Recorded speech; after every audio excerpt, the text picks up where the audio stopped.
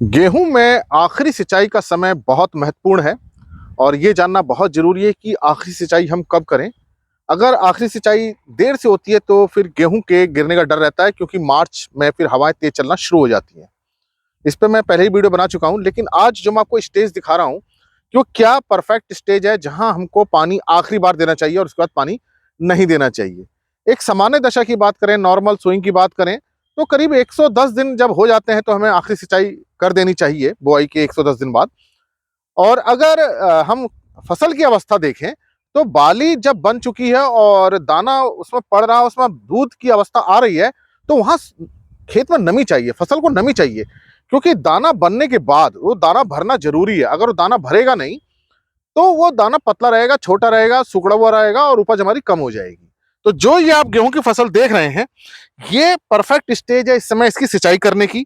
बाली पूरी बन चुकी है, इसके अंदर जो दाना बनना था, फर्टिलाइजेशन होना था, वो हो गया है। अब इसके अंदर दूध की अवस्था आएगी। ये दाना जो है, इसको अच्छा मॉइस्चर चाहिए, नमी चाहिए, पोषक तत्व चाहिए। और ये अगर इस समय नमी नहीं बनी तो ये जो दाना है ये छोटा रह जाएगा, ये दाना पूरा अपना आकार नहीं लेगा। तो ये परफेक्ट स्टेज है, यहाँ पे नमी नहीं होनी चाहिए। इस स्टेज के बाद हमको पानी नहीं देना चाहिए। जब ये दाना बन चुका है, दूधिया अवस्था है, अब इसमें अच्छा भोजन इसमें पहुंचना चाहिए। अब इन पत्तियां जो है, इन पत्तियों से इन दाने में भोजन पहुंचेगा और वो भोजन पहुंचेगा पानी की सहायता से। तो पत्तियों ने जो भोजन बना रखा है वो पत्तियों के से होता हुआ, यहां से होता हुआ यहां इसमें जाएगा और इसमें हेल्प करता है, सहायता करता है नमी, पौधे के अंदर की नमी। पौधे में नमी कब होगी? जब मिट्टी में नमी होगी। तो ये वो स्टेज है जहां नमी नहीं होनी चाहिए। और अगर खेत सूखा है, नमी हो रही है, तो यहां हमको सिंचाई करनी चाहिए। तो यहां देखिए बालियों में अभी हरापन है, कोई इसमें पीलापन अभी नहीं आया है, बालियां हमारी हरी हैं।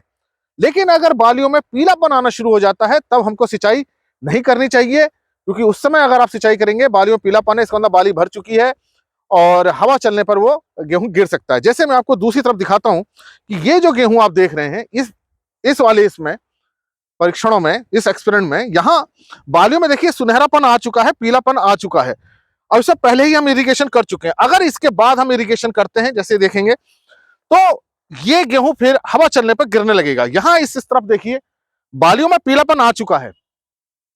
अब यहां पे हमें सिंचाई नहीं करनी चाहिए। अगर हम सिंचाई करेंगे तो चूंकि गेहूं ऊपर से तो भारी हो गया है, नीचे से मिट्टी में नमी है, जड़ों की पकड़ ढीली पड़ जाएगी और गेहूं गिर जाएगा। तो ये जो बालियों में पीलापन आने के बाद सिंचाई नहीं करनी चाहिए, ये सही स्टेज नहीं है। इसमें पहले ही इरिगेशन की जा चुकी है, पहली सिंचाई इसमें कर चुके हैं हम, आखिरी सिंचाई कर चुके हैं, इसमें कोई सिंचाई नहीं की जाएगी।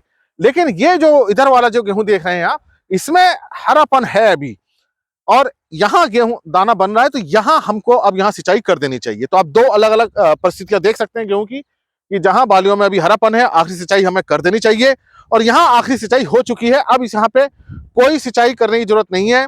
अगर आप सिंचाई करेंगे तो हवा चलने पर गेहूं गिरने का डर बना रहेगा और गिर सकता है। तो ये मैंने आपको बताया क्या परफेक्ट स्टेज है, क्या सही स्टेज है गेहूं में आखिरी सिंचाई करने की। और अगर आप इस स्टेज को समझ जाएंगे, बालियों के हरेपन से समझ जाएंगे, मिट्टी की नमी से समझ जाएंगे, तो निश्चित रूप से आप देखेंगे कि वो जो आप सिंचाई करेंगे उसका बड़ा अच्छा रिजल्ट मिलेगा और अच्छी उपज मिलेगी। तो सिंचाई करने का समय जान लीजिए। बाली देख के हम कर सकते हैं, दिनों के हिसाब से हम 110 दिन पे कर सकते हैं। लेट सिंचाई मत कीजिए, ज्यादा दिन बाद करेंगे तो गेहूं गिरेगा और इससे उपज का नुकसान होगा। आशा है मेरी बात आपकी समझ में आई होगी कि परफेक्ट स्टेज क्या है। धन्यवाद।